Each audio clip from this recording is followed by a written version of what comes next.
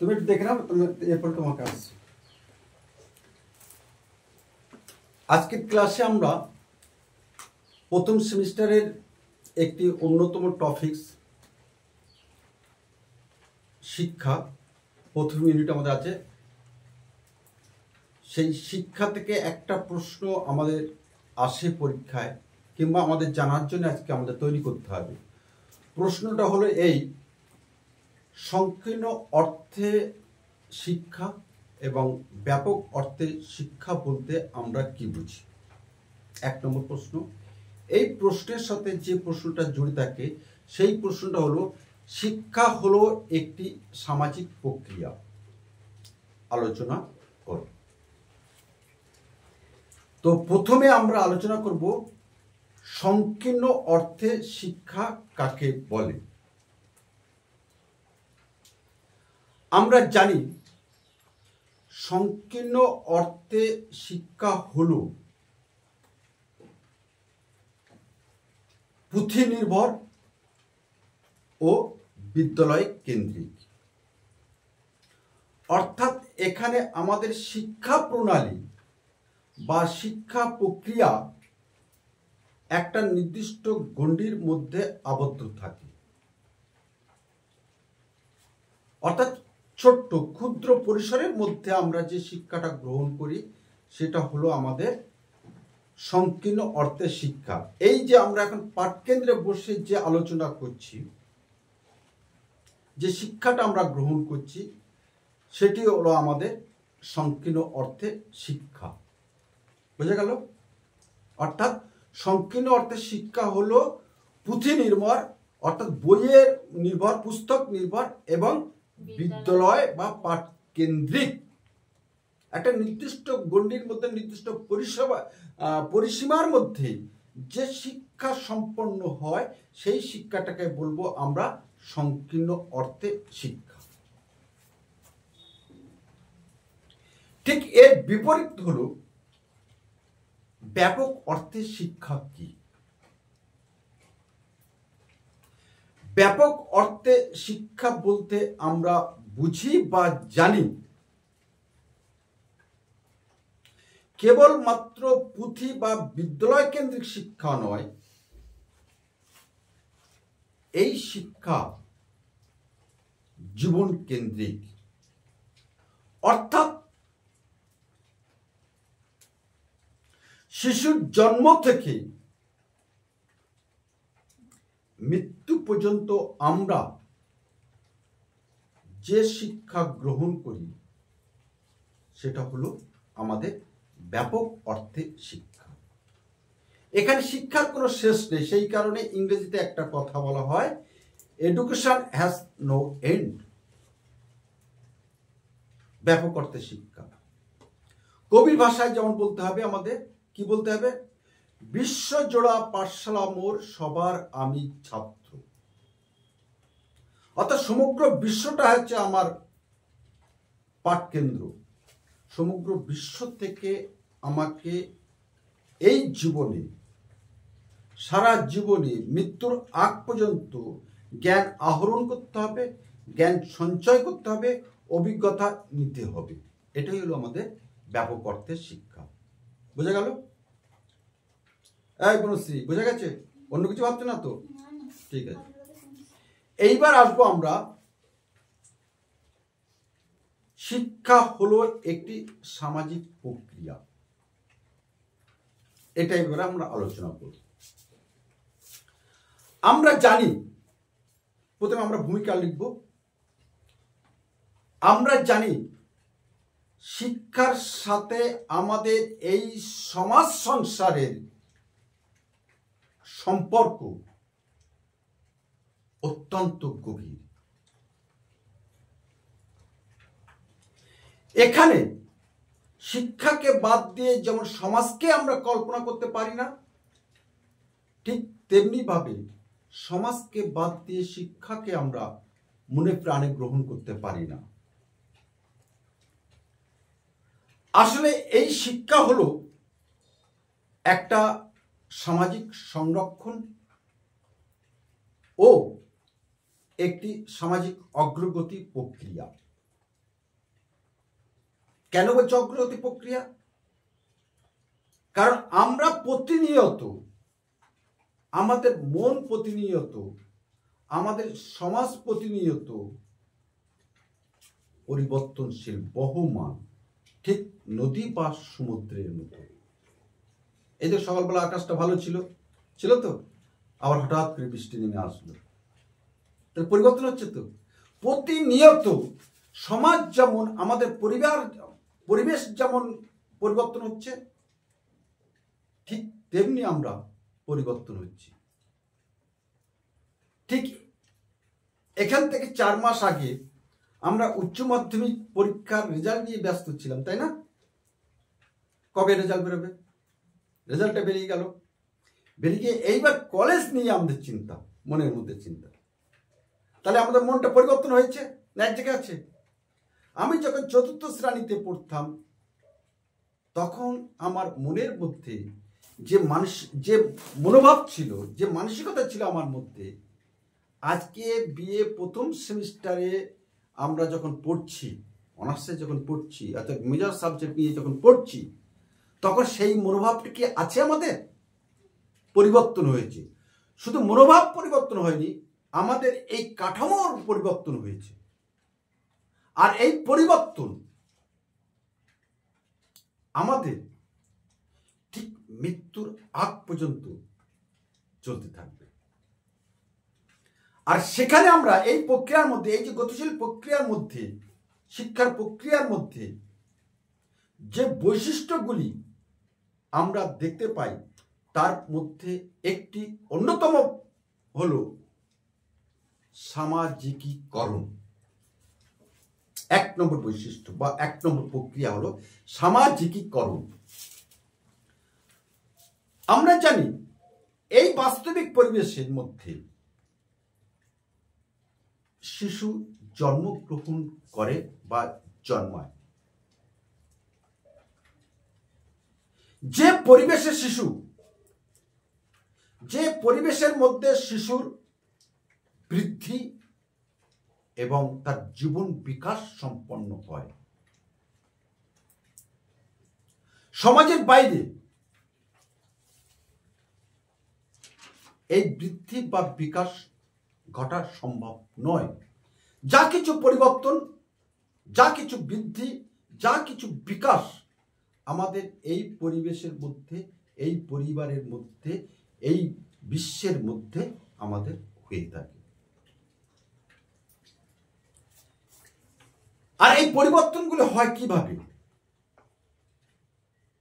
বিভিন্ন রীতিনীতি, সংস্কার, আচার আচরণের দ্বারা। এই যে আমরা এখন বসে আছি একটা সামাজিক পরিবেশের মধ্যে বসে আছি, তো এখানে যখন তোমরা বাইরে ছিলে, তোমাদের মনের মধ্যে যে আচার আচরণ ছিল, এর মধ্যে এসে সেই আচার আচরণটা আছে। আমরা নিজেরাই নিজেদের রীতিনীতি, আচরণ অবদমিত করি, নিয়ন্ত্রণ করি। আমরা এই সামাজিকীকরণ যদি আমরা না করতে পারি, তাহলে এই পরিবেশের সাথে, এই বিশ্বের সাথে আমরা কখনো সামঞ্জস্য বিধান বা সঙ্গতি বিধান করে তুলতে পারবো না। বুঝতে দিচ্ছ কেন? ওকে, সবটা রেকর্ডিং হচ্ছে, পারবো না। 2 নম্বর পয়েন্ট হলো ক্রিয়া প্রতিক্রিয়া। এই ক্রিয়া প্রতিক্রিয়াটা আমরা পড়েছিলাম মাধ্যমিকে ভৌত বিজ্ঞান পড়েছিলাম। তো কোন জায়গায় পড়েছিলাম বলো তো? মনে নেই? আচ্ছা, মনে আছে, আমি বলে দিচ্ছি। নিউটনের 3য় গতিসূত্র পড়েছিলাম না? কি বলা আছে? প্রত্যেক ক্রিয়ার একটি কি প্রতিক্রিয়া আছে, ক্রিয়া এবং প্রতিক্রিয়া আছে। অর্থাৎ তুমি যদি আমাকে চড় মারো, আমি তোমার মুখে রসগোল্লা তুলে দেব না। চড় মেরে আমি আর থাকবো না। আমি তখন একটা ইট ছুঁড়ে তোমাকে মারবো। অর্থাৎ ক্রিয়া প্রতিক্রিয়া, এটা আমাদের এই সমাজে প্রতিনিয়ত চলতে থাকবে। কারণ আমরা তো সামাজিক জীব, আর সেই সামাজিক জীব হিসাবে আমরা চৈতন্য দেবের মতন বলতে পারবো না। কি বলতে পারবো না? মেরেছিস কলসির কানা, তাই বলে কি প্রেম দেব না? চৈতন্যদেব বলেছিল। চৈতন্যদেব হরিনাম করতে করতে যাচ্ছেন, তার পিছনে দুষ্টু বালকেরা ইট ছুরি মারছে, ঢেলা ছুরি মারছে, তুলো দল দিচ্ছে। তার মুখ কেটে গেল, মাথা কেটে গেল, ফেটে গেল। আর তখন চৈতন্যদেব বলছে, মেরেছিস কলসির কানা, তাই বলে কি প্রেম দেব না? কিন্তু আমরা চৈতন্যদেবের বিপরীত প্রতিক্রিয়া, হ্যাঁ, আমরা কিন্তু এই চৈতন্যদেব হতে পাচ্ছি না। আমরা ক্রিয়া প্রতিক্রিয়ায় বিশ্বাসী। ইট মারলে পাটকেল দিচ্ছি, রসগোল্লা কিন্তু আমরা দিচ্ছি না, যেটা চৈতন্যদেব দিয়েছি। এই গতিশীল সামাজিক প্রক্রিয়ার মাধ্যমে ব্যক্তি এবং গোষ্ঠীর মধ্যে সম্পন্ন হয়। এই সমাজে এই ক্রিয়া প্রতিক্রিয়া হয় একজন ব্যক্তির মধ্যে ব্যক্তির, বা ব্যক্তির মধ্যে গোষ্ঠী, হয় না? প্রতিনিয়ত বাসে যাচ্ছি, এক জায়গায় বসে আছি, ছোট্ট সিট, দুজন একে অপরের ঠেলাঠালি করছে, কে ভালো মানে বেশি জায়গাটা দখল করে নিতে বলবে, এরকম ঘটে। ক্রিয়া প্রতিক্রিয়া হচ্ছে এখানে। এবং এই রীতিনীতি, আচার আচরণ, সংস্কার আমাদের শিক্ষার সামাজিককরণের মধ্যে দিয়ে সম্পন্ন হয়। 3 নম্বর পয়েন্ট বলবো, বিরোধিতা। ওখানে ক্রিয়া প্রতিক্রিয়া ছিল, এখানে বিরোধিতা। কোনো আদর্শ বা সামাজিক মূল্যবোধকে কেন্দ্র করে ব্যক্তির সাথে ব্যক্তি কিংবা ব্যক্তির সাথে গোষ্ঠীর নিয়ত সংঘর্ষ, যুদ্ধ, দ্বন্দ্ব লেগে থাকে। কিসের জন্য দ্বন্দ্ব? দ্বন্দ্বটা হলো একটা আদর্শ, একটা মূল্যবোধ, যেটা বিভিন্ন রাজনৈতিক দলের মধ্যে দেখা যায়। এই সংঘর্ষটা বিভিন্ন রাজনৈতিক দল বিভিন্ন আদর্শ নিয়ে তারা সামনে এগিয়ে যেতে চায়, আর একটা রাজনৈতিক দল বা আর একটা গোষ্ঠী তাদের আদর্শকে অক্ষুণ্ণ রাখতে অপরকে প্রতিহত করার চেষ্টা করে, বিরোধিতা করার চেষ্টা করে প্রত্যেকেই তাদের লক্ষ্যের অভিমুখে পৌঁছাতে চায়। বলা যায় এই লক্ষ্যের অভিমুখে পৌঁছাতে তাদের মধ্যে একটা প্রতিযোগিতা শুরু হয়, আর এই প্রতিযোগিতা হলো বিরোধিতার নামান্তর। আমরা যখন এক ক্লাসে পড়ি, একই বই পড়ছি, একই শিক্ষক মশাই আমাদেরকে পাঠদান দিচ্ছেন, কেউ প্রথম হচ্ছে, কেউ শেষ হচ্ছে, কেউ আবার অকৃতকার্য হচ্ছে। একই বই পড়ি, একই মাস্টারের কাছে পড়ি, কেন? আমাদের মধ্যে এই যখন এই প্রতিযোগিতার মনোভাব না থাকবে, তখন এটা হবে। সুতরাং আমাদের সবার লক্ষ্যের অভিমুখ হওয়া উচিত। ঠিক অর্জুন যেভাবে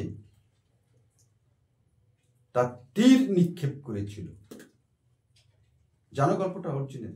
ব্যাস, ঠিক লক্ষ্যের অভিমুখ একই হওয়া, এইরকম হওয়ার দরকার। পরবর্তী পয়েন্টে আমরা আসবো, সহযোগিতা। এক মানবিক বোধকে সামনে রেখে এই সমাজে মানুষ নির্দিষ্ট লক্ষ্যে অভিমুখে পৌঁছানোর চেষ্টা করে। আর এই মানবিক বোধকে সামনে রেখে মানুষ যখন তার লক্ষ্যের অভিমুখে পৌঁছাতে চায় তখন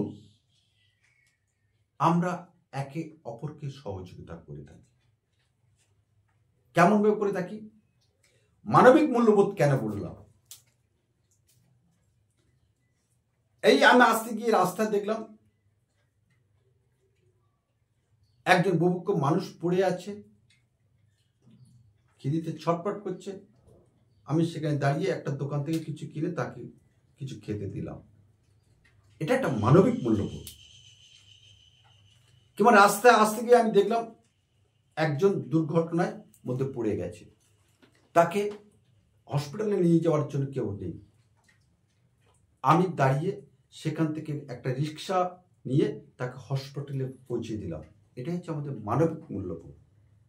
এই মানবিক মূল্যবোধ যদি আমাদের মধ্যে না থাকে তাহলে আমার মধ্যে, তোমার মধ্যে বা তোমাদের সাথে আমার কোনো সহযোগিতার মনোভাব বা মানবিক মূল্যবোধ বা মেলবন্ধন গড়ে উঠবে না।